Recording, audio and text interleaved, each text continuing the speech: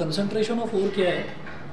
Concentration of ore का मतलब है कि आप इसमें कोई सॉल्यूशन मिला रहे हैं और कोई सॉल्यूशन मिलाकर आप इसको कुछ ऐसा बना रहे हो फिर ताकि इसमें से जो अनवांटेड इम्प्योरिटीज़ हैं वो अपने आप ही तो अलग हो जाएं, रिमूव हो जाएं, फिर हम उसको फिल्टर आउट करके अलग निकालते हैं। तो जो अनवांटेड इम्प्योरिटीज़ होती हैं जैसे कि सैंड, रॉकी मटेरियल, अर्थी पार्टिकल्स, लाइमस्टोन, माइका, इन सबको कलेक्टिवली हम बोल देते हैं गैंगू, GANGUE, गैंगू, कलेक्टिवली ये बोल देते हैं। Before extracting the metal from an ore it is necessary to remove these impurities. By removing the gangu, we get a concentrated ore containing a much higher percentage of metal. तो ये पहला step है जिसमें कुछ impurities जो सामने सामने दिखाई देती है वो इम्प्योरिटीज़ रिमूव हो जाती हैं, ठीक है। अब जब वो इम्प्योरिटीज़ रिमूव हो गई तो अब जो हमारे पास मेटल बचा उसमें हम ये कहते हैं, या कंपाउंड जो भी बचा अभी जो और बचा हमारे पास, उसमें हम ये कहते हैं कि जो मेटल है उसकी परसेंटेज जो थोड़ी सी ज़्यादा होगी, ठीक है, ज़्यादा कंसनट्रेटेड मेटल होगा। उसके बाद सेकंड स्टेप है conversion of concentrated ore into metal. अब ये जो कंसनट्रेटेड ओर है इसको मेटल में कन्वर्ट किस तरीके से करना है, इसको 3 अलग अलग कैटेगरीज में डिवाइड करा गया है। एक हाईली रिएक्टिव मेटल्स, एक मॉडरेटली रिएक्टिव मेटल्स और एक लेस रिएक्टिव मेटल्स। तो 3 कैटेगरीज में डिवाइड कर दिया गया है इसको। For the purpose of extracting metals from the concentrated ores we can group all the metals into following 3 categories. हम जितने भी मेटल्स हैं उनको 3 कैटेगरीज में डिवाइड करते हैं, हाईली रिएक्टिव, मॉडरेटली रिएक्टिव और लेस रिएक्टिव। हाईली रिएक्टिव में हमने बताया था पोटेशियम, सोडियम, कैल्शियम, मैग्नीशियम और एल्यूमिनियम, ठीक है। तो 3 तरीके के देखे थे, हाईली रिएक्टिव,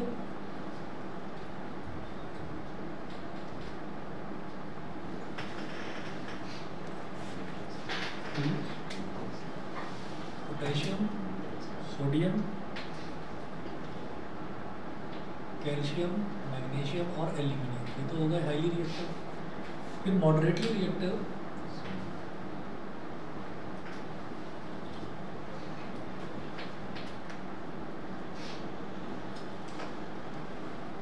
मॉडरेटली रिएक्टिव कैसे होंगे, जिंक, आयरन,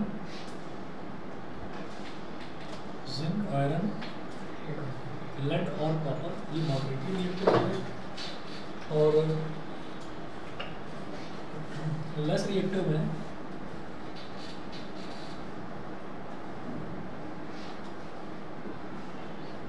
कॉपर और मर्क्यूरी, ये लेस रिएक्टिव मेटल्स हो गए। और उसके बाद सिल्वर, गोल्ड, नेटिव स्टेट वाले जो है सिल्वर, गोल्ड और प्लेटिनम, ये ओरिजिनली जो इनकी नेटिव स्टेट होती है उसी में मिलते हैं, सिल्वर, गोल्ड और प्लेटिनम। अच्छा, अब उसके बाद बात करते हैं सबसे पहले हाईली रिएक्टिव मेटल्स की। हाईली रिएक्टिव मेटल्स को किस तरह से एक्सट्रैक्ट किया जाता है, उनके ओर से कैसे बाहर निकाला जाता है उनको।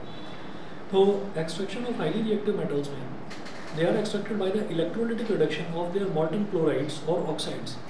उनको उनके मॉल्टन क्लोराइड से या ऑक्साइड से एक्सट्रैक्ट करके बाहर निकाल लिया जाता है। कैसे, जैसे हम सबसे पहले बात करते हैं सोडियम मेटल की, तो सोडियम मेटल को उसके जो है मॉल्टन क्लोराइड से बाहर निकाला जाता है। मॉल्टन का मतलब होता है पिघला हुआ।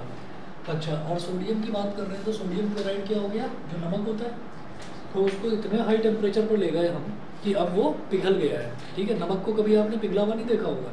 नमक को किसी कंटेनर में रख दो और आप गैस चालू कर दो और आप उसको कहो कि हाँ भाई देखना चाहता हूँ कि मॉल्टन फॉर्म में कब पहुँचेगा, पहुँचेगा नहीं, ठीक है। तो बहुत ज़्यादा हाई टेम्परेचर चाहिए होता है, जितना घर में जो हम स्टोव यूज़ करते हैं वो नहीं पहुँचेगा उतना हाई टेम्परेचर पर।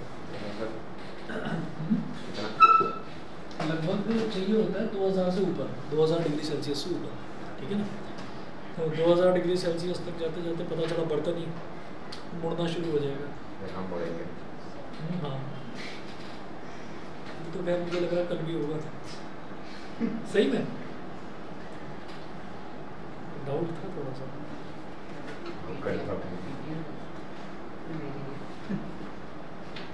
इसको पिटाई की टीचर मम्मी से, ये फुल फॉर्म आप लोगों ने सुनी है कि नहीं? ये मेरे टाइम से प्रचलित है, जब मैं छोटा था तब भी सब यही बोलते थे। NaCl,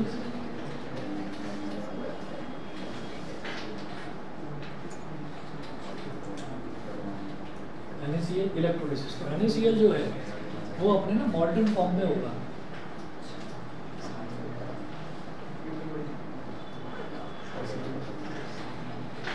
सोडियम क्लोराइड अपनी मॉल्टन फॉर्म में हो गया, मतलब पिघली हुई स्टेट में हो गया। अब आपने इसका इलेक्ट्रोलिसिस करा, तो इलेक्ट्रोलिसिस में क्या होता है, वही आपको कैथोड और एनोड दो जो इलेक्ट्रोड्स हैं वो इंसर्ट करने होते हैं। वो इंसर्ट कर दिया तो क्या होगा कि सोडियम आयन अलग हो जाएगा टूटकर और क्लोराइड आयन अलग हो जाएगा। तो हम ये कहेंगे कि हमको सोडियम अलग मिल जाएगा और क्लोरीन अलग मिल जाएगा। क्लोरीन कभी भी सिंगल स्टेट में एग्जिस्ट नहीं करता, डाई एटॉमिक स्टेट में एग्जिस्ट करता है, मोनो एटॉमिक स्टेट में एग्जिस्ट नहीं करता। तो अब इसको बैलेंस भी कर लेंगे। Cl के इधर 2 एटम है, इधर 1 एटम है, बैलेंस करने के लिए आगे 2 लगा है, क्लोरीन बैलेंस। सोडियम का इधर 1 एटम है लेकिन इधर 1 2 2, इधर 2 हो गए, तो इसको बैलेंस करने के लिए यहाँ पर 2 लगा है। फिर क्या करना है, आपको कैथोड और एनोड के रिएक्शन दिखाने हैं। तो यहाँ पर लिखेंगे एट कैथोड। हाँ जी, कैथोड टर्मिनल पॉजिटिवली चार्ज होता है नेगेटिवली चार्ज? Negatively charge. चलिए, तो कैथोड जो है वो नेगेटिव इलेक्ट्रोड हो गया, नेगेटिव इलेक्ट्रोड हो गया। तो इसके पास जाकर क्या चिपकेगा, पॉजिटिव वाला, ठीक है। तो सोडियम आयन इसके पास चला जाएगा। तो आप देखिए सोडियम आयन, यहाँ पर देखो सोडियम आयन Na+, ठीक है। तो Na+ है ये। अब Na+ बना कैसे, क्योंकि सोडियम ने अपना आउटर मोस्ट शेल से 1 इलेक्ट्रॉन डोनेट कर दिया, तो Na+ बन गया। अब वो कहता है कि नहीं मुझे Na+ नहीं बनना, मैं तो सोडियम मेटल बनना चाहता हूँ, आयन नहीं चाहिए मुझे, मेटल चाहिए, ठीक है। तो वापस से सोडियम बनाने के लिए क्या करना पड़ेगा, वो जो 1 इलेक्ट्रॉन डोनेट करा है वो 1 इलेक्ट्रॉन वापस से वो रीगेन कर ले किसी से, ठीक है। तो क्या हुआ कि 1 इलेक्ट्रॉन इसने ले लिया, मतलब 1 इलेक्ट्रॉन इसमें ऐड हो गया। जब ऐड हो गया तो अब ये आयन नहीं रहा, अब ये वापस से सोडियम बन गया। समझ में आ गई ये चीज़ क्लियर? अब आप ये देखिएगा, क्या मुझे यहाँ पर सोडियम मिल रहा था? मैं कहूँगा नहीं, सोडियम के 2 पार्ट्स मिल रहे थे, 2 मिल रहा था। तो 2 2 2 तीनों में मल्टीप्लाई करो, यहाँ पर देखो 2, यहाँ पर देखो 2, यहाँ पर देखो। ये तो कैथोड का रिएक्शन हो गया, समझ गए? उसके बाद आइए जी एनोड पर, एट एनोड।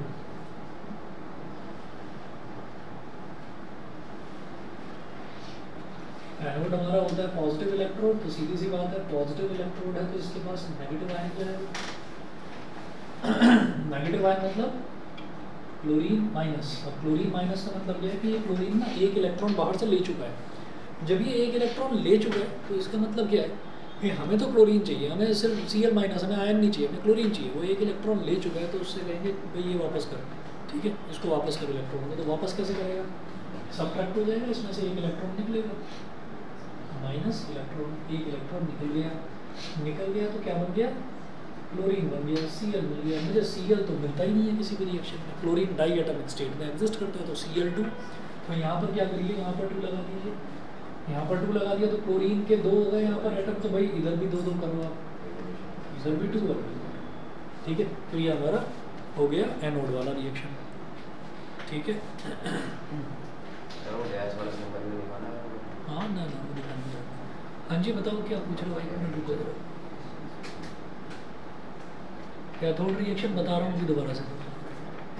कैथोड का जो रिएक्शन है, कैथोड वाला रिएक्शन दोबारा से देख लो, मैं ये मिटा देता हूँ।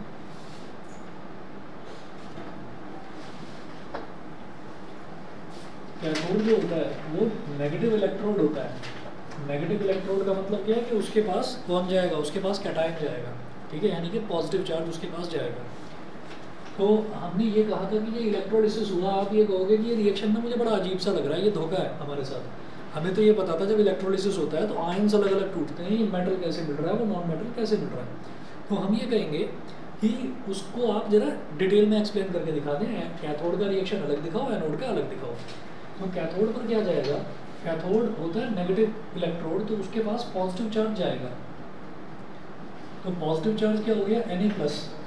का मतलब क्या हुआ, ये जो सोडियम था ना, सोडियम का एटॉमिक नंबर 11 है, इलेक्ट्रॉनिक कॉन्फ़िगरेशन क्या हुआ 281। तो इसने 1 इलेक्ट्रॉन डोनेट कर दिया। हमने बताया था जो इलेक्ट्रॉन डोनेट करता है वो जितने इलेक्ट्रॉन डोनेट करता है उतना ही पॉजिटिव चार्ज आ जाता है उसके ऊपर। तो इसने 1 इलेक्ट्रॉन डोनेट करा तो क्या हो गया, Na1+ बोल दो या प्लस बोल दो, एक ही बात है, ठीक है। तो मैंने Na+ बोल दिया, 1 जो है वो नॉर्मली लिखा नहीं जाता इसलिए प्लस लिख दो बस, Na+। तो Na+ का मतलब क्या है कि बेटा इसके पास जो है ना ये 1 इलेक्ट्रॉन डोनेट कर चुका है, इसके पास 10 इलेक्ट्रॉन्स हैं टोटल, 2 + 8 10 इलेक्ट्रॉन्स हैं। एक जो इलेक्ट्रॉन था आउटर मोस्ट शेल में वो ये डोनेट कर चुका है। डोनेट करके ये Na+ बन गया, मुझे तो Na चाहिए, Na चाहिए तो Na कैसे मिलेगा भाई, वो जो आपने डोनेट करा था ना उसको वापस ले लो, ठीक है, उस इलेक्ट्रॉन को वापस ले लो। तो वो इलेक्ट्रॉन आपने वापस लिया। अब जैसे ही सोडियम आयन को उसका एक दिया हुआ इलेक्ट्रॉन वापस मिल गया, तो वापस से सोडियम बन गया, तो वापस से सोडियम बन गया। और सोडियम के 2 पार्ट्स मिल रहे थे मुझे यहाँ पर, तो यहाँ पर भी 2 से मल्टीप्लाई, इधर भी 2 से मल्टीप्लाई, इधर भी 2 से मल्टीप्लाई। बताओ समझ में आ गया?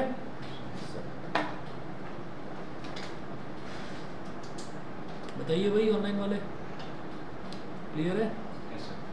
Yes sir. ओके,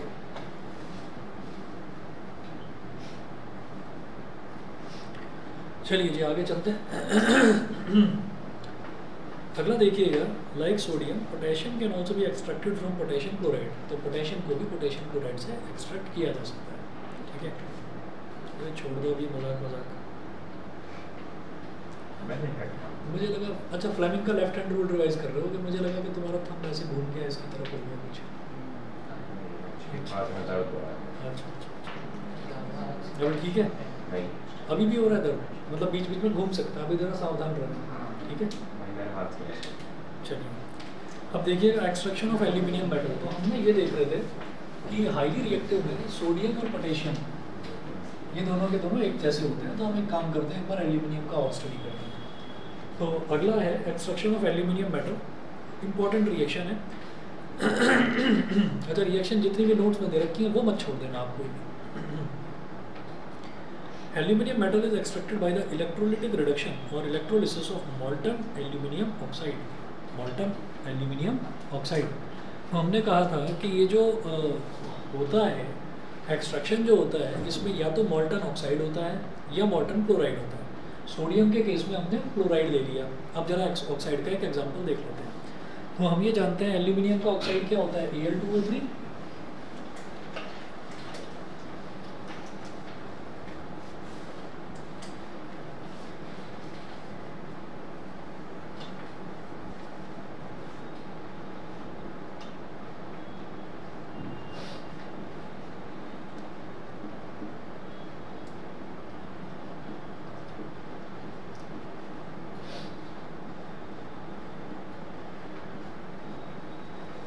तो ये भी मॉल्टन स्टेट में लेंगे, यानी कि पिघली हुई स्टेट में Al2O3, और फिर इसका इलेक्ट्रोलिसिस करा देंगे।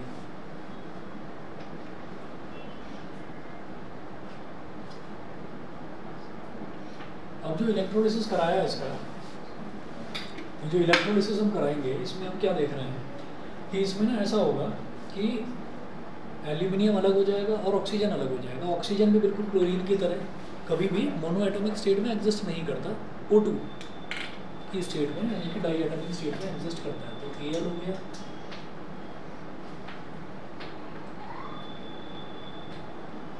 O2 हो गया, ठीक है। 12th क्लास में जब पहुंचोगे ना तो ऐसा भी मिलेगा एक आपको, ऐसा स्क्वायर ब्रैकेट के अंदर O लिख देते हैं, ठीक है। कभी कहोगे हमारे साथ धोखा हो गया था बचपन में, इसको नेसेंट ऑक्सीजन बोलते हैं। नेसेंट ऑक्सीजन, नेसेंट का मतलब जानते हैं?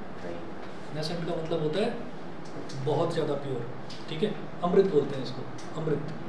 तो ये जो नेसेंट ऑक्सीजन है, ये नेसेंट ऑक्सीजन जब आदमी मरने वाला होता है ना तब बचाया जाता है। सुना होगा ना कई बार कि कोई मरने वाला है या लंग्स जो 90% डैमेज हो चुके हैं, तो वेंटिलेटर पर ही डाला जाएगा तभी जाकर बचेगा।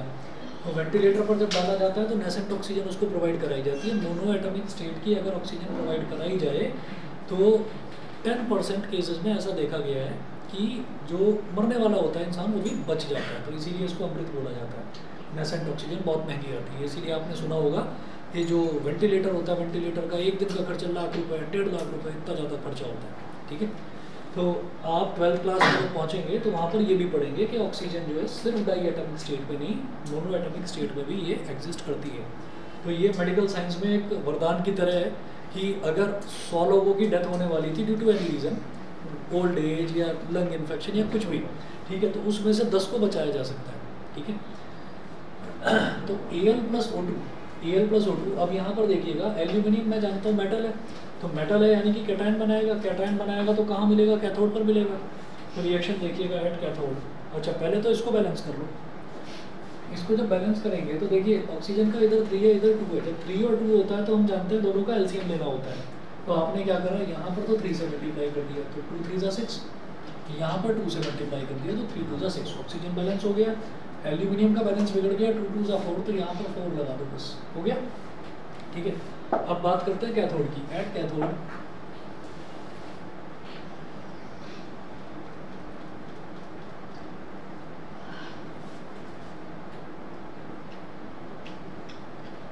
कैथोड मतलब नेगेटिव इलेक्ट्रोड।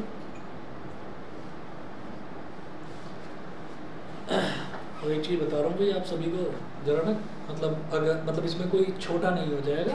जैसे आप शर्ट पहनते हैं ना, तो अगर 2 शर्ट भी पहन लोगे ना या एक टी-शर्ट भी पहन लोगे तो कोई दिक्कत नहीं है। मतलब अब मौसम थोड़ा बदल रहा है, अब मौसम बदल रहा है तो उसमें ज़्यादा वो मत बनना शेयर के, नहीं मैं तो ठीक हूँ तो फिट हूँ, मुझे तो कुछ नहीं होता। ठीक है, हाँ तुम भी ध्यान रखना इस चीज़ का। तो मैं इस वजह से कह रहा हूँ क्योंकि इस टाइम जो है ना, एक एक दिन आपके लिए इम्पॉर्टेंट है। तो एक दिन भी या 2 दिन भी या 3 दिन भी आप बीमार पड़ते हैं तो आपका मतलब वो टाइम चला गया है ना, तो फिर वो वापस नहीं आएगा। और हर दिन थोड़ा थोड़ा थोड़ा थोड़ा कुछ ना कुछ करो ज़रूर। ये नहीं कि जुकाम में भी किसी को हो रहा है तुम में से, इसीलिए बता रहा हूँ कि थोड़ा ध्यान रखो। खैर तुमने तो पहन भी रखे कपड़े ठीक से, तो भाई ज़रा इस चीज़ का ध्यान रखिए। और किसी भी बच्चे को ये लगता हो कि नहीं नहीं मैं तो एसी के बिना सोऊंगा ही नहीं, भाई एसी के बिना मर नहीं जाओगे। तो अभी एसी वेसी तो बिल्कुल भूल ही जाओ, पंखा भी भूल जाओ। मैं तो कह रहा हूँ 1-2 नंबर पर चलाया करो। भाई क्या होगा, ज़्यादा से ज़्यादा आप पढ़ेंगे या सोएंगे, सोते टाइम आपको थोड़ा बहुत पसीना आ जाएगा, ठीक है ना, बीमार तो नहीं पड़ोगे। क्योंकि इसी बदलते मौसम में बच्चे बीमार बहुत पड़ते हैं। फिर आगे पॉल्यूशन आ ही रहा है, पॉल्यूशन भी तो आ रहा है आगे। अब जब वो पॉल्यूशन आएगा, वो पॉल्यूशन में खांसी सबको होनी है। तो भाई अपने शरीर का ज़रा ध्यान रखो, क्योंकि फिर बाद में ना कोई ये नहीं कहेगा, जैसे मान लो 4 साल 5 साल बाद या 7-8 साल बाद जब ग्रेजुएशन हो गई, बेटा बाकी सब तो ठीक है, ये 10th में तो तुम मार्जिन से पास हुआ, क्या चक्कर क्या है। कि जी वो पॉल्यूशन हो गया था, उससे पहले मौसम बदल रहा था, मैं बीमार पड़ गया। और कोविड के जो लॉस हुए थे उसको रिकवर करने के लिए हमारे एग्जाम में सब 15 फरवरी से कर दिए गए थे। तो पहले तो मैं प्री बोर्ड में फेल हुआ, फिर उसके बाद दूसरा प्री बोर्ड हुआ, मैं उसमें लुढ़का। फिर तीसरा जो प्री बोर्ड हुआ, तीसरे प्री बोर्ड को देने की मेरी हिम्मत नहीं थी, तो टीचर ने कहा तुम्हारा एडमिट कार्ड नहीं देंगे, तुम स्पेशल क्लासेस में आओ। तो स्पेशल क्लासेस में जो मेरी प्रिपरेशन का जो मेन टाइम चल रहा था, उसमें मुझे स्पेशल क्लासेस में बुलाया जाता था। तो स्पेशल क्लासेस में मेरा टाइम और ज़्यादा वेस्ट होता था, सुबह से शाम तक टीचर बिठाते थे। इसलिए सर बोर्ड में बस एक सब्जेक्ट में कंपार्टमेंट आई है, बाकी में आपको सब कुछ दिखाई दे ही रहा है, ये 40-40 की लाइन में नंबर है। तो ज़रा इस चीज़ का ध्यान देना, ये फ्यूचर प्रेडिक्ट कर रहा हूँ मैं, तो इसलिए अभी से बता रहा हूँ। पहला स्टेप जो है, स्टेप बाय स्टेप हमें चलना है, बहुत आगे का ना सोचो। तो पहला स्टेप ये है कि ज़रा आजकल कपड़े ठीक से पहना करो, उसमें कोई छोटा नहीं हो जाएगा। या ये नहीं कि भाई मैं बड़ा ताकतवर हूँ, मेरी इम्यूनिटी बड़ी स्ट्रॉन्ग है, तो इम्यूनिटी अगले साल चेक कर लेना 11th में बोर्ड नहीं होता, ठीक है। इस बार इम्यूनिटी चेक करने की ज़रूरत नहीं है, एक एक्स्ट्रा भी अगर बनियान पहन लोगे ना तो कोई प्रॉब्लम नहीं है उससे, ठीक है। क्या अरे छोड़ो ना उनको, तुम्हें क्लास से क्या मतलब। क्योंकि मैं तो वो बता रहा हूँ ना, 6-7 साल बाद जब इंटरव्यू होगा, और इंटरव्यू हो गया, मान लो आप इतने इंटेलिजेंट निकले कि आपने IAS क्लियर कर लिया, ठीक है। अब IAS के इंटरव्यू में आप पहुँचे, अब वहाँ पर इंटरव्यू में पहुँच गए, वो कहने लगे कि यार ये तो मतलब जो वो होनी चाहिए, एक जो ग्राफ आपका अच्छा होना चाहिए, या तो इंक्लाइनिंग स्लोप होना चाहिए ग्राफ का। बेटा मेरे को तो डिक्लाइनिंग स्लोप दिखाई दे रहा है तुम्हारी मार्कशीट देखकर कि 8th क्लास तक तो ठीक थे, 9th 10th 11th नीचे की तरफ जा रहे हो। अब तुमने जैसे तैसे करके रिटर्न तो इसका क्वालिफाई कर लिया, मैं इंटरव्यू में क्या समझूँ कि तुम्हारी स्टार्टिंग बहुत बढ़िया होगी एक IAS ऑफिसर की, लेकिन धीरे धीरे ग्राफ नीचे जाएगा, मतलब क्राइम का लेवल ऊपर चला जाएगा तुम्हारे एरिया में। तो तुम्हें हम क्यों सेलेक्ट करें, चलो भाई तुम घर जाओ। तो फिर तुम कहोगे कि नहीं सर जरा मैं अपनी भावनाएं बताना चाह रहा हूँ, व्यक्त करना चाह रहा हूँ, तो आप अपनी भावनाएं बताओगे, तो वो सुनेगा नहीं उस चीज़ को। तो आप मतलब वेरी फ्रिक्वेंटली आपके पेरेंट्स भी आपको बोलते होंगे कि बेटा ये 10th है, 10th की मार्कशीट, 10th के मार्क्स हमेशा देखे जाते हैं, तो वो इसी वजह से बोलते हैं। और कहीं ना जब हमारे कोई चीज़ हम अचीव कर लेते हैं, कुछ भी जब हम अचीव कर लेते हैं, कोई 90% वाला बच्चा भी है ना, और आप ये कहोगे और आप मान लो 70% पर अटके हो, आप कहोगे यार अजीब गधा ही अब भी रो रहा है ना, इसको चैन ही नहीं है, मतलब कसम से मार डालो हम जैसे बच्चों को, तो 90% ला कर भी इसको होश नहीं आ रहा। तो वो क्या होता है, वो परेशान इस वजह से होता है क्योंकि उसको ये लगता है कि अगर उसको अपनी कमियां पता है कि कहाँ उसके नंबर कटे हैं, पेपर देते ही उसको ये पता चल जाता है कि तेरे नंबर कितने आएंगे, ठीक है, पता वैसे सबको चल जाता है, पता सबको चल जाता है कि आपके नंबर कितने आएंगे। वो ना वो 10-15 दिन का ग्रेस टाइम लेकर चलते हैं साथ में, नहीं बहुत बढ़िया पेपर हुआ, अरे मस्त एकदम, है ना। नहीं बेटा पेपर तो तेरे मैं बचपन से देखता आ रहा हूँ अच्छे ही होते हैं, रिजल्ट ही ठीक नहीं आता। जब रिजल्ट आए तब बोलना ना, जी तोड़ मेहनत करी है मैंने, दिन रात आप जगह थे क्या मेरे साथ में? जब आपको नहीं पता तो आपको बोलने की ज़रूरत क्या है, जब रिजल्ट आए तब बताना। तो इतना कह दिया ठीक है, भाई मम्मी पापा कोई कॉन्फिडेंट, कोई बच्चा बड़ा हो गया है, इसका मतलब कुछ करा है इसने। ये इस तरह से बोलता नहीं, एक्चुअली आप 15-20 दिन का ना टाइम उधार ले रहे होते हो कि मैं 15-20 दिन और मस्ती कर लूँ। अब 15-20 दिन से पहले 2-3 दिन पहले ना आपको ऑटोमेटिकली बुखार आना शुरू हो जाता है कि कुछ चक्कर से आ रहा है, पापा ठीक सा नहीं लग रहा मेरे को। तो वो आप बना रहे होते हैं भूमिका कि अब मैं बीमार पड़ जाऊँगा तो मेरी डांट नहीं पड़ेगी, या कुछ भी उल्टा सीधा बहाना, है ना, कि नहीं वो न्यूज़ सर्कुलेट हो रही है ना। पता चला पापा का मोबाइल खुला रखा था, मोबाइल चालू करके ना और रख कर चले गए दूसरे कमरे में, उस पर जो है वो फेक न्यूज़ वाला वो छोड़ दिया, वो एक फ़ोटो खींची हुई कि इस बार CBSE में बहुत ख़राब रिजल्ट आया बच्चों का। ठीक है, कृपया बच्चों को मानसिक रूप से परेशान ना करें। इस तरीके से वो खुला छोड़कर चले गए हमसे। अब पता चला पापा ने बोल दिया, हाँ भाई ऐसा है, बच्चा तो मेरा भी दिमाग से थोड़ा वैसा है, पर चलो कोई बात नहीं, मैं उसको परेशान नहीं करूँ। बेटा तू चिंता मत कर, मैं हूँ ना, तू चिंता मत कर, जो होगा देखा जाएगा। लाइफ में ऐसे बहुत उतार चढ़ाव आएंगे, लेकिन चिंता करने की ज़रूरत नहीं है। तो इस चीज़ का ध्यान रखना कि भाई ऐसा कोई भी बहाना वगैरह ना लेना पड़े। और वो 90% वाला बच्चा भी इसलिए रोता है कि उसको पता रहता है थोड़ी सी और मेहनत कर ली होती तो शायद मेरे 94-95 आ जाते, ये होता है। तो आप इस चीज़ का ध्यान रखना कि भाई किसी भी तरीके का कोई वो ना रहे। और जो एवरेज बच्चे हैं उनको खास तौर पर बता देता हूँ मैं कि 10th क्लास में हमेशा एवरेज बच्चा ही टॉप पर आता है। ठीक है, टॉपर जो है वो कहीं ना कहीं थोड़े बहुत नीचे रह जाते हैं। और टॉपर्स के लिए ये है कि आप लोगों के लिए ये चैलेंज है कि आप लोगों को ऊपर बने रहना है। और आपको नहीं पता है कि कौन एवरेज बच्चा जो है वो लगा पड़ा है, बुरी तरह से मेहनत कर रहा है। और वही अब पुराना रिकॉर्ड देख लेना, 11th क्लास में जो बच्चे होंगे वो बता देंगे आपको कि भाई टॉपर तो ये रहता था 9th क्लास तक, 10th में ये पता नहीं कहाँ से निकल के आ गया। तो वो जो कहाँ से निकल के आया उसको पता है क्या लगता है, उसको ये लगता है कि तेरा वैसे तो कुछ नहीं होने वाला, चल मेहनत कर ले। ठीक है, जितने जोर लगा सकता है लगा ले। तो इस तरीके से रिकॉर्ड टूटते हैं। तो आप इस चीज़ का ध्यान रखना कि कई हर क्लास में 1-1, 2-2, 1-1, 2-2 एवरेज बच्चा जी तोड़ मेहनत कर रहा है और स्कूल में आके सबको कंफ्यूज करता है, कुछ बोलता नहीं। स्कूल में आके कहा कुछ नहीं यार करना, लास्ट टाइम में देखो कुछ नहीं, पता नहीं क्या आके बोल के चली जाती है, पता नहीं यार ये टीचर कहाँ से बन जाते हैं लोग। तो इस तरीके की जो चीज़ें हैं वो बहुत डिस्ट्रैक्शन आपको देखने को मिलेगा। ताज़े ताज़े जख्म हैं, इस वजह से बता रहा हूँ। ठीक है, ज़्यादातर बच्चों का हाफ ईयरली का रिजल्ट आया होगा, कुछ की PTM दी है कल, तो इसलिए इन जख्मों को हरा रहने देना, समझ रहे हैं, भूलना मत। चलिए जी आगे चलते हैं। तो कैथोड पर देखो नेगेटिव इलेक्ट्रोड है, नेगेटिव इलेक्ट्रोड के पास जाएगा पॉजिटिव आयन यानी कि एल्यूमिनियम आयन। तो एल्यूमिनियम आयन Al3+, Al3+ बना कैसे, इसने 3 इलेक्ट्रॉन डोनेट कर दिए थे, तो भाई 3 इलेक्ट्रॉन वापस दे दो इसको। तो इसको 3 इलेक्ट्रॉन वापस दे दिए ताकि मुझे एल्यूमिनियम मिल जाए। तो वापस से एल्यूमिनियम मिल गया। ठीक है, लेकिन मिला कितना था, 4Al मिला था।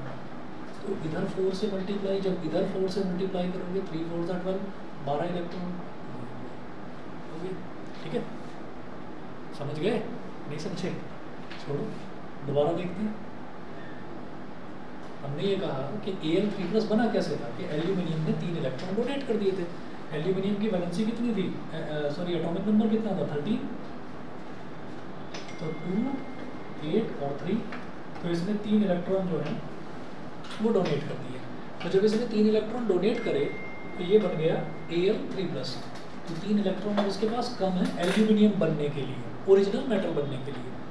और फिर 3 इलेक्ट्रॉन इसने ले लिए, इन्हें 3 इलेक्ट्रॉन वापस ले लिए। अब जब 3 इलेक्ट्रॉन इसको मिल गए तो अब ये वापस से एल्यूमिनियम बन गया, समझ गए। ठीक है, तो मुझे रिएक्शन में यहाँ पर प्रोडक्ट वाली साइड पर मिल रहा था 4Al, मैंने इधर लिख दिया 4Al, यानी कि एल्यूमिनियम के 4 पार्ट्स। तो जब 4 से इधर मल्टीप्लाई करा है तो इधर भी 4 से मल्टीप्लाई करेंगे, तो 3 4 से कितना हो जाएगा, 12। और ऐसे ही यहाँ पर 4, बस समझ गए। ठीक है, उसके बाद अगला देखिएगा, हालांकि जो ये है ना नोट्स में जो मैंने दे रखा है उसमें 4 मल्टीप्लाई करके नहीं दिखाया, नहीं भी करके दिखाएंगे तो भी ठीक है। ठीक है, चलिए अगला देखते हैं। अब आप पेज नंबर 48 पर आ जाइए। इसमें हमने ये देखा है कि भाई एनोड पर क्या होगा। तो एनोड में क्या दिखाई दे रहा है कि ऑक्सीजन जो है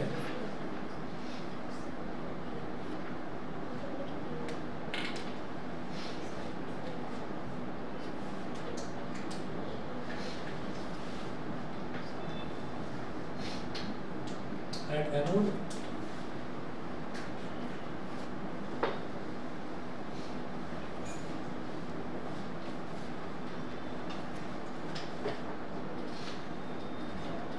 तो एनोड पर क्या है, एनोड होता है पॉजिटिव इलेक्ट्रोड।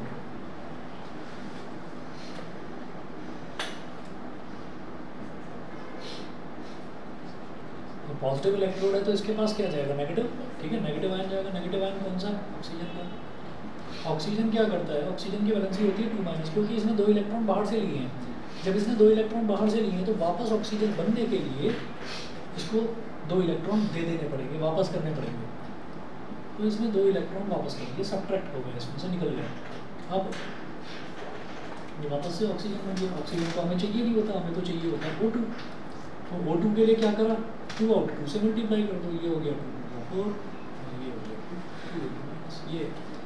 अब अगर इसको भी इसके हिसाब से देखना चाहते हो कि नहीं मुझे तो 3O2 चाहिए, 3O2 चाहिए, तो इधर भी 3 मल्टीप्लाई, ये 3 4 12 और ये 3 2 6, तो इधर 3 लिख दो, इधर 3 4 12 कर दो और इधर 3 2 6 कर दो, हो गया, ठीक है। जो इससे पहले वाली फॉर्म थी उसमें भी आप छोड़ सकते थे, कोई दिक्कत नहीं, लेकिन ये कैथोड और एनोड दिखाना बहुत ज़रूरी है मेटलर्जी वाला जब पोर्शन है, ठीक है। चलिए जी, उसके बाद देखते हैं extraction of moderately reactive metals. ये बड़ा इंपॉर्टेंट है, मॉडरेटली रिएक्टिव मेटल्स। इसमें 2 प्रोसेसेस आते हैं, कैल्सिनेशन और रोस्टिंग। इस पर क्वेश्चन जरूर बनता है। तो मॉडरेटली रिएक्टिव मेटल्स में देखिए, the moderately reactive metals which are in the middle of the reactivity series are extracted by the reduction of their oxides with carbon, aluminium, sodium और calcium.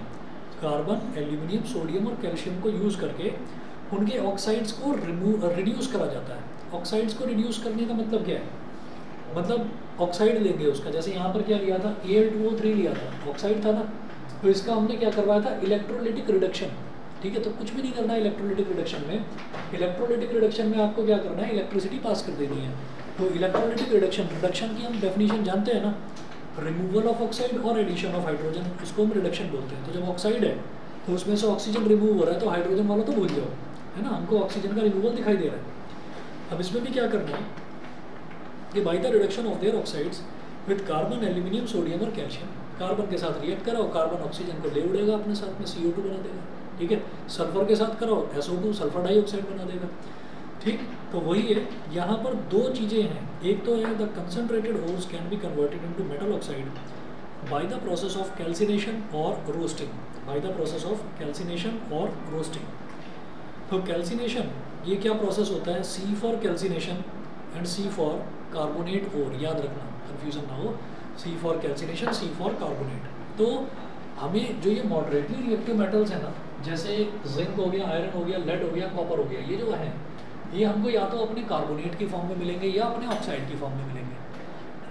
अगर कार्बोनेट की form में मिल रहे हैं तो मुझे प्रोसेस यूज़ करना पड़ेगा calcination, C for carbonate, C for calcination, ऐसे याद रखना। तो देखिएगा कि zinc occurs as zinc carbonate in calamine ore, zinc carbonate ZnCO3।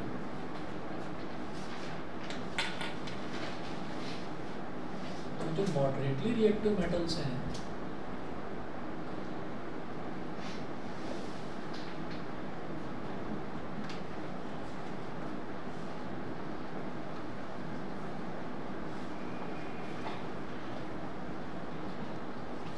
Moderately reactive metals जो हैं इसमें कैल्सिनेशन, जो कैल्सिनेशन वाला प्रोसेस है इसमें carbonate ore is heated strongly in the absence of air to convert it into metal oxide. तो इसमें क्या होता है कि जो कार्बोनेट ओर है उसको बहुत ज़्यादा गर्म करा जाता है in the absence of air to convert it into metal oxide.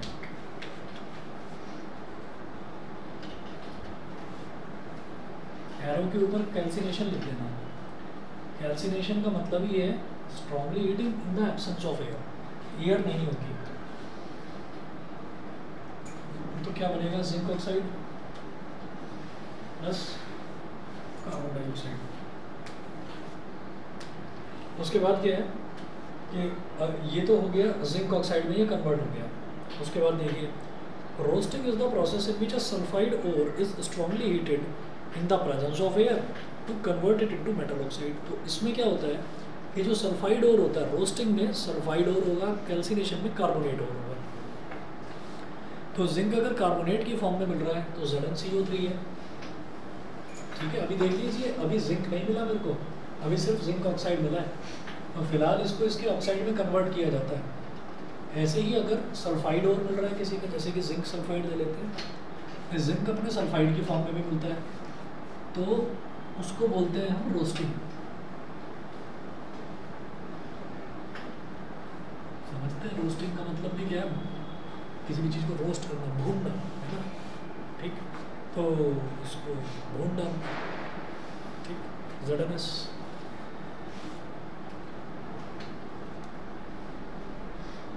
लेकिन इसमें और इसमें अंतर क्या है कि it takes place in the presence of oxygen.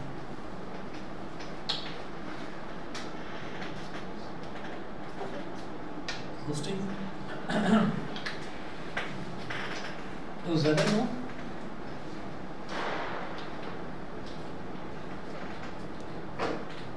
Plus SO2, ठीक है जी। कार्बोनेट हो रहा है तो कार्बन डाइऑक्साइड बनेगा, जब सल्फाइड हो रहा है तो SO2 सल्फर डाइऑक्साइड बनेगा। ये हो गया। उसके बाद इस रिएक्शन को बैलेंस आप करते रहना, जैसे ये वाली रिएक्शन ही तो बैलेंस्ड है, जिंक का 1 जिंक का 1, ऑक्सीजन के 3 ऑक्सीजन का 1 और 2 3, कार्बन का 1 कार्बन का 1, तो ये तो बैलेंस्ड है। इसको बैलेंस कर लो।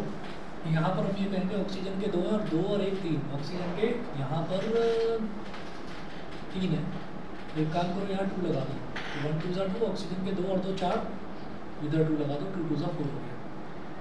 और अब जिंक के 2 हो गए, जिंक के 2 हो गए, तो उसको 2 बनाने के लिए यहाँ पर 2 लगाएंगे। सल्फर का 1 है लेकिन सल्फर के भी 2 हो गए, तो इसको बैलेंस करने के लिए यहाँ 2 लगाएंगे, 2 2 4, 1 2 2 6 हो गया, तो इधर 3 लगा दो। ऑक्सीजन के 6 हो गए, ऑक्सीजन के 2 और 2 2 4 4 और 2 6, ऑक्सीजन के 6 हो गए, जिंक के 2 हो गए, सल्फर के 2 हो गए, पूरा बैलेंस हो गया। ठीक है, तो यहाँ पर हमने क्या करा, यहाँ पर इसको इसके हमने ऑक्साइड में कन्वर्ट कर दिया, जिंक कार्बोनेट हो या जिंक सल्फाइड हो। तो कार्बोनेट था तो कैल्सिनेशन, कैल्सिनेशन क्या होता है, it is the process of strongly heating the carbonate ore of a metal. तो कार्बोनेट ओर हमने किसी मेटल का लिया और उसको स्ट्रांगली हीट कर दिया इन द एब्सेंस ऑफ एयर, और यहाँ पर क्या करा, इन द प्रेजेंस ऑफ एयर। ठीक है, एयर मतलब ऑक्सीजन। अब देखिए पेज नंबर 49 पर आ जाइए। The metal oxides obtained after calcination or roasting of ores are converted into free metal by using reducing agents like carbon, aluminium, sodium और calcium. ठीक है, जैसे जिंक ऑक्साइड है, अब आपकी मर्जी है, कार्बन के साथ करा दो, सोडियम के साथ करा दो, 4 हैं ऑप्शंस, कार्बन, एल्यूमिनियम, सोडियम और कैल्शियम। तो कार्बन ले लीजिए, इजीली अवेलेबल है, तो ZnO प्लस C क्या हो जाएगा, जिंक अलग रह गया, और CO बनेगा यहाँ पर कार्बन मोनोऑक्साइड। ठीक है, फिर देखिएगा reduction of metal oxide with aluminium. अगर कोई मेटल ऑक्साइड है उसका एल्यूमिनियम के साथ कैसे रिडक्शन कराता है।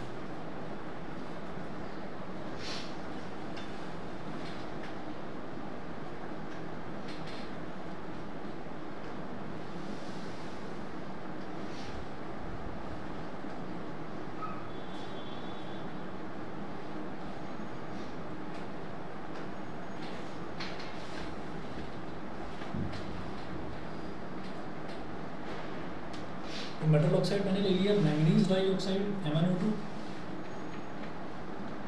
Plus aluminium.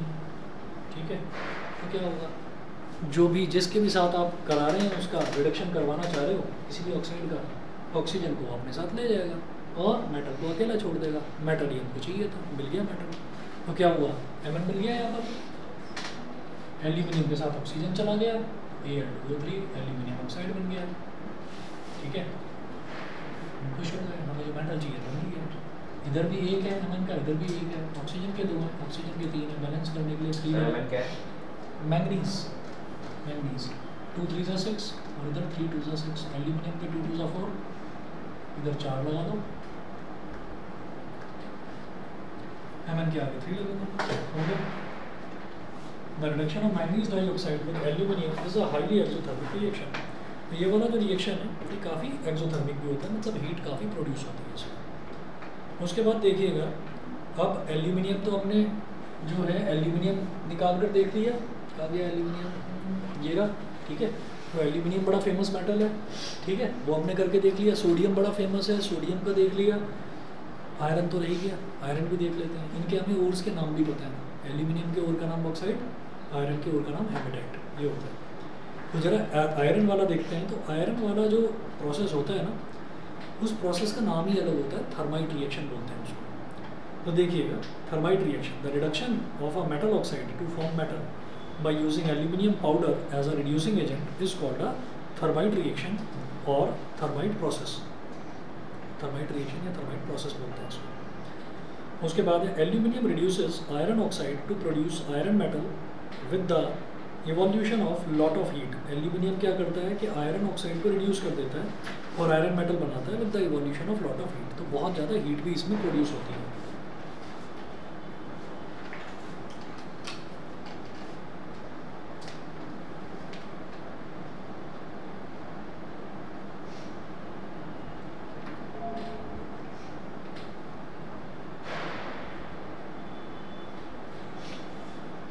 याद रहे कि थर्माइट रिएक्शन में आयरन को एक्सट्रैक्ट करने के लिए एल्यूमिनियम की हमें ज़रूरत पड़ती है। तो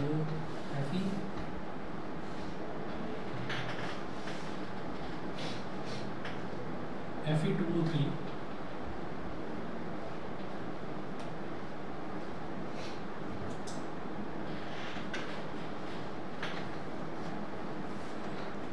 plus Al gives Fe plus Al2O3।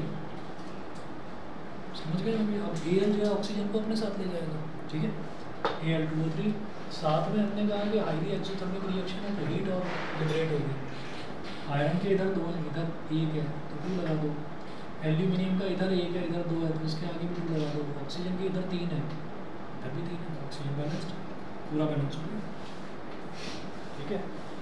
ये हुआ आपका thermite reaction.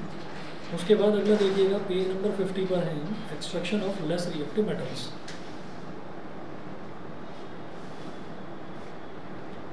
Less reactive metals में पहला है एक्सट्रैक्शन ऑफ मर्क्यूरी। फैन बंद करा दूं? Extraction of mercury. Mercury metal can be extracted just by heating it sulphide और इन एयर। तो ये लेस रिएक्टिव मेटल्स हैं, इनके लिए हमें किसी भी तरीके के रिड्यूसिंग एजेंट की जरूरत नहीं पड़ती। जैसे यहाँ ये हमारे पास आयरन ऑक्साइड था, तो इसको रिड्यूस कराने के लिए हमें एल्यूमिनियम की ज़रूरत पड़ी। तो ये याद रखना पड़ेगा कि एल्यूमिनियम ही इसको रिड्यूस करता है, ठीक है। कैल्सिनेशन और रोस्टिंग में हमने देखा कि जो मॉडरेटली रिएक्टिव मेटल्स होते हैं, अगर उसका कार्बोनेट और मिल जाए तो इन द एब्सेंस ऑफ एयर आप उसको स्ट्रांगली हीट कर दीजिए, ठीक है, कार्बोनेट को, तो वो कैल्सिनेशन प्रोसेस कहलाता है। तो उसमें भी आपको क्या मिल जाएगा, मेटल का ऑक्साइड मिल जाएगा, जैसे जिंक ऑक्साइड मिला। अगर कोई भी मेटल अपने सल्फाइड की फॉर्म में है तो आप क्या करेंगे, इन द प्रेजेंस ऑफ एयर आप उसको हीट करा देंगे तो भी मेटल का ऑक्साइड मिलेगा, जैसे कि जिंक ऑक्साइड मिला था, ठीक। उसके बाद जो ऑक्साइड मिले थे उनको रिड्यूस कराने के लिए कार्बन यूज़ कर लो, सोडियम, एल्यूमिनियम, ठीक है। ये 3 कोई एजेंट्स हैं, ये आप यूज़ कर लीजिए। बस इनमें भी बता दिया जाता है कि आप यूज़ कर सकते हैं ये, लेकिन जनरली जो है आप कार्बन यूज़ करिए और आगे बढ़िए सीधा सीधा। बस ये याद रखना कि कार्बन डाइऑक्साइड मत बना देना, कार्बन मोनोऑक्साइड बनता है, तो कार्बन मोनोऑक्साइड बन गया। उसके बाद हमने जो है इसमें आयरन का जिक्र करा। तो आयरन में आपको खास ध्यान रखना पड़ता है कि आयरन को रिड्यूस कराने के लिए हमें लेना ही एल्यूमिनियम है। एल्यूमिनियम भी पाउडर्ड फॉर्म है, एल्यूमिनियम पाउडर। तो वो लिया एल्यूमिनियम ने अपने साथ ऑक्सीजन को कंबाइन करवा दिया, एल्यूमिनियम ऑक्साइड बन गया, आयरन बन गया, और ये हाईली एक्सोथर्मिक रिएक्शन होता है। तो लिख देंगे हीट भी इन्वॉल्व हो रही है साथ, ठीक है।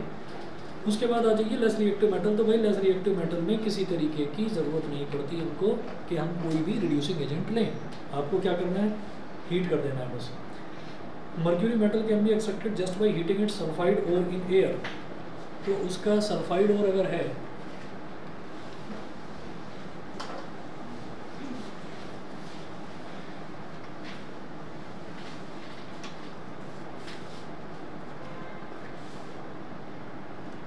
सल्फाइड और कैसे हो गया HgS, और इन द प्रेजेंस ऑफ एयर उसको गर्म करना है। तो प्रेजेंस ऑफ एयर गर्म करने को क्या बोलते हैं? रोस्टिंग।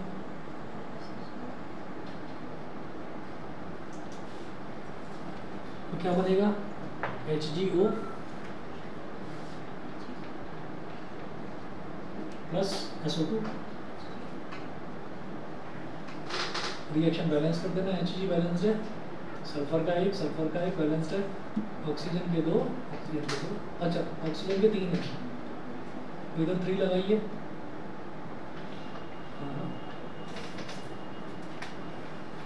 इधर 2 लगा लो, ऑक्सीजन के 2 और 2 4, इधर 4 करने के लिए यहाँ 2 लगा लो, सल्फर का एक, ठीक है। मर्क्यूरी का 2 हो गया, तो इसको बैलेंस करने के लिए इधर 2 लगाओ। अब इसका बैलेंस बिगड़ गया तो यहाँ पर 2 लगाओ, तो 2 2 4, ऑक्सीजन का 2 2 6, यहाँ 3 लगाना पड़ेगा। 2 HgS plus 3 O2 gives 2 HgO plus 2 SO2।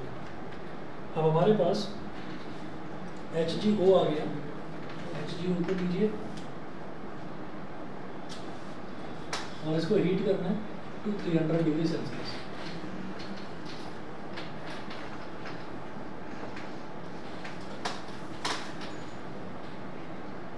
Mg मिलेगा और O2 मिलेगा, दोनों अलग अलग हो गए। Hg प्लस O2 दोनों अलग अलग हो गए।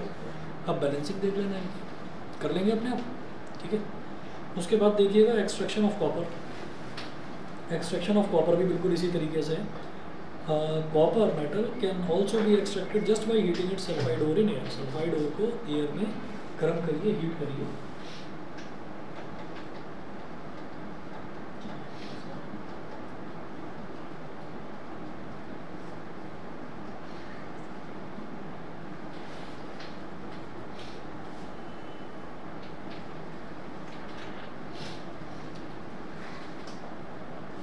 CuO प्लस SO2,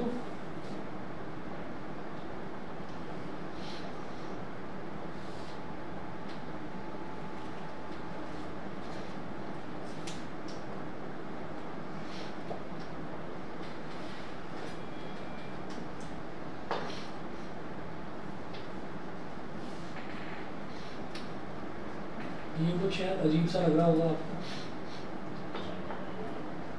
भाई ऑक्सीजन की वैलेंसी भी 2 होती है, कॉपर की वैलेंसी भी 2 होती है, तो CuO होना चाहिए। Cu2O क्यों लिख रहे हैं?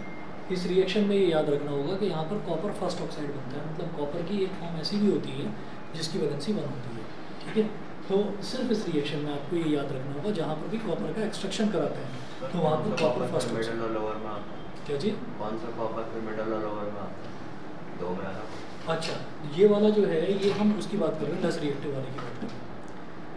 अच्छा, अब आप ये देखिएगा कि जब हमने Cu2O यहाँ पर हमको मिल गया, when a good amount of Cu2S is converted into Cu2O, the supply of air for roasting is stopped, and in the absence of air, Cu2O reacts with remaining Cu2S to form copper metal. तो होता क्या है इस reaction में कि जैसे ही हमको ये लगता है कि पूरा का पूरा जो Cu2S है, when a good amount of Cu2S का जब अच्छा खासा अमाउंट जब हमको लगता है कि वो Cu2O में कन्वर्ट हो गया, तो हम ऑक्सीजन की सप्लाई रोक देते हैं। ऑक्सीजन की सप्लाई रोकने से होता क्या है कि जितना भी Cu2O बना है वो इस एग्जिस्टिंग Cu2S के साथ ही रिएक्ट कर जाता है, नया मेरे को कोई और एलिमेंट लाने की ज़रूरत नहीं पड़ती। तो क्या हो जाएगा, ये जो Cu2O है ये Cu2S के साथ रिएक्ट कर जाता है। रिएक्ट करने पर आपको मिलेगा, और हीट करना है,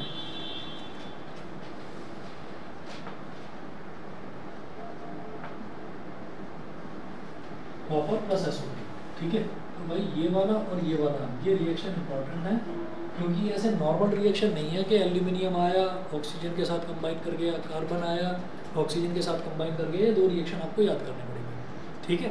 Cu2O मिलेगा यहाँ पर, ये याद रखना, Cu2O कर देंगे तो गलत हो जाएगा, ठीक है। तो इस तरह से आपका कॉपर का एक्सट्रैक्शन होता है, ठीक। उसके बाद पेज नंबर 51 पर नेक्स्ट है हमारा रिफाइनिंग ऑफ मेटल्स। और रिफाइनिंग ऑफ मेटल्स ये फिर नेक्स्ट क्लास में कर लेते हैं, जरा सा ही बच रहा है। रिफाइनिंग और कोरोजन थोड़ा सा ही बचा हुआ है। ये नेक्स्ट क्लास में शायद 15-20 मिनट में ख़त्म हो जाएगा, और फिर नेक्स्ट जो साइंस की आपकी क्लास होगी जो कि मैं संडे को लूँगा, तो उसमें आप ये ध्यान रखिए फिर मैं इलेक्ट्रिसिटी स्टार्ट करा दूँगा उसमें, ठीक है। आप आदित्य को बता दें, ठीक है। और आज फिर इतना ही, ठीक है। अच्छा, कल अगर स्कूल से फ्री है तो थोड़ा जल्दी रखूँ क्लास को, हाँ बताओ। चलो कोई बात नहीं, शाम को रख लेते हैं, 4-5 बजे के आसपास रख लो, ठीक है। क्योंकि उधर वाली जो 4-5 वाली बजे की जो क्लास है उसको सुबह बुला लो, आप लोग उस टाइम में जाना, ठीक है। तुम्हारा स्कूल है कल? भाई स्कूल है, तो किस टाइम आते हो?